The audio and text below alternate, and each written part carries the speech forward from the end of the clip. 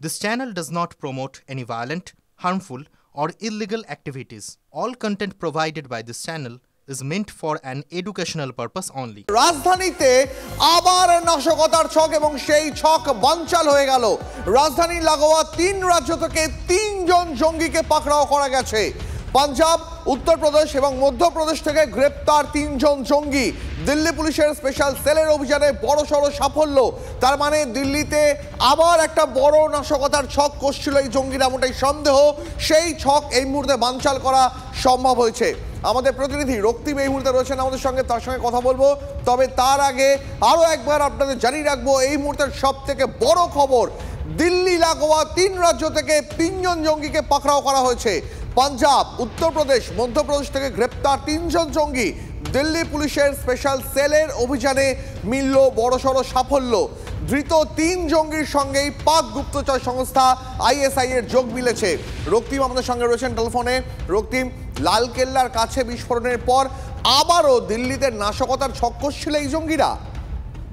একেবারে, এবং তারপরে দিল্লি বিস্ফোরণের পরে রীতিমতো দেশ জুড়ে যে তল্লাশ অভিযান চালাচ্ছিল কেন্দ্রীয় গোয়েন্দা সংস্থা, সেই কেন্দ্রীয় গোয়েন্দা সংস্থার তল্লাশিতে এই 3 জঙ্গি ধরা পড়েছে, যাদের কিন্তু ISI গুপ্তচর শাহাদাত ভাট্টির সঙ্গে তাদের যোগ মিলেছে এবং তারা কিন্তু ভারতেই কিন্তু বিভিন্ন রাজ্যে বসবাস করছিল। একজন উত্তরপ্রদেশ থেকে গ্রেপ্তার হয়েছে, একজন মধ্যপ্রদেশ থেকে গ্রেপ্তার হয়েছে, একজন পাঞ্জাব থেকে গ্রেপ্তার হয়েছে। ফলে যেটা সূত্রের খবর সেটা হচ্ছে কিন্তু একটা বড় সাকসেস পাওয়া গেছে এই জঙ্গি অভিযান বা তল্লাশিতে, কিন্তু একটা নতুন সাকসেস পাওয়া গেছে।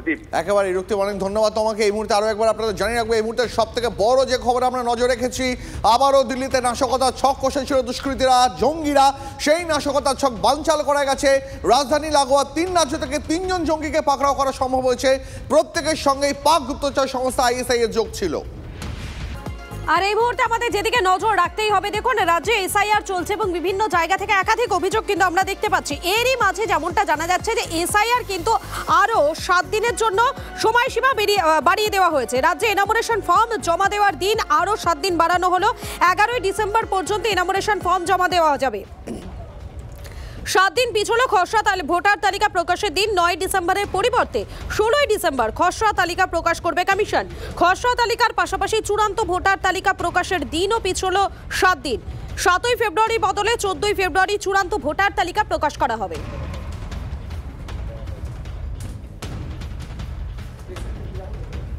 আরও একবার জানাবো আপনাদেরকে, পশ্চিমবঙ্গ সহ 9 রাজ্যে এবং 3 কেন্দ্রশাসিত অঞ্চলে 7 দিন বাড়ল SIR এর সময়সীমা। রাজ্যে এনামোরেশন ফর্ম জমা দেওয়ার দিন বেড়ে গেল 7 দিন। 11ই ডিসেম্বর পর্যন্ত এনামোরেশন ফর্ম জমা দেওয়া যাবে। 7 দিন পিছলো খসড়া তালিকা প্রকাশের দিন। 9 ডিসেম্বরের পরিবর্তে 16ই ডিসেম্বর খসড়া তালিকা প্রকাশ করবে কমিশন। খসড়া তালিকার পাশাপাশি চূড়ান্ত ভোটার তালিকা প্রকাশের দিনও পিছিয়ে গেল 7 দিন। 7ই ফেব্রুয়ারির বদলে 14ই ফেব্রুয়ারি চূড়ান্ত ভোটার তালিকা প্রকাশ করা হবে বলেই জানা যাচ্ছে। পশ্চিমবঙ্গ সহ 9 রাজ্য এবং 3 কেন্দ্রশাসিত অঞ্চলে 7 দিন বাড়ল SIR এর সময়সীমা। রাজ্যে এনামোরেশন ফর্ম জমা দেওয়ার দিন আরও 7 দিন বাড়ানো হলো। 11ই ডিসেম্বর পর্যন্ত এবারে জমা দিতে পারবেন এনামোরেশন ফর্ম।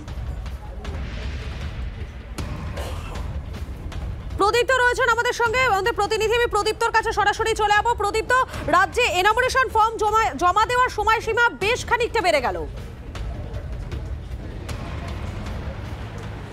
দেখো, গোটা দেশের সঙ্গেই এই রাজ্যেও বাড়ানো হয়েছে, একদম 1 সপ্তাহ করে বাড়ানো হয়েছে বলা যায়। তার কারণ খসড়া যে ভোটার তালিকা প্রকাশ করার কথা ছিল 9 তারিখে, 9ই ডিসেম্বর, সেটা 16ই ডিসেম্বর বেরোবে এবং পূর্ণাঙ্গ যে ভোটার তালিকা 7ই ফেব্রুয়ারি প্রকাশ করার কথা ছিল সেটা 14ই ফেব্রুয়ারি বেরোবে।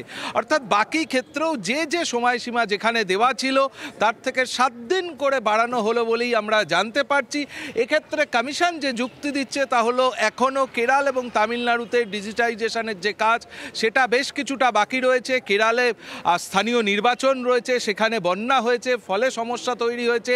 একই সঙ্গে উত্তরপ্রদেশের মতো যে বড় রাজ্যগুলো রয়েছে সেখানে এখনও প্রক্রিয়াগত বেশ কিছু ক্ষেত্রে সময় লাগবে বলেই তারা মনে করছে। পশ্চিমবঙ্গের ক্ষেত্রে এই দাবি রাজ্য সরকারের তরফ থেকে বারংবার করা হচ্ছিল এবং একই সঙ্গে তামিলনাড়ু সহ পশ্চিমবঙ্গ সহ 4টি রাজ্য তারাই সময়সীমা বাড়ানোর কথা বলেছিল।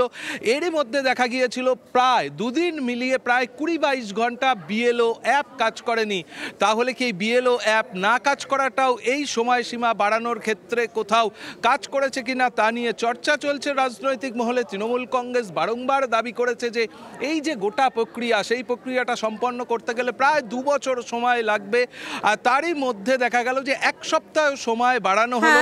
বিজেপির তরফ থেকে বলা হচ্ছে যে গোটাটা কমিশনের সিদ্ধান্ত নেওয়া হয়েছে, ফলে এক্ষেত্রে তাদের খুব বেশি কিছু বলার নেই। 1 সপ্তাহ সময় বাড়লে মন্দ হবে না, তার কারণ বেশ কিছু জায়গা থেকে ডিজিটাইজেশনের যে কাজকর্ম গোটা দেশ জুড়েই আর সেটা এখনো চলছে। ধন্যবাদ প্রদীপ্ত।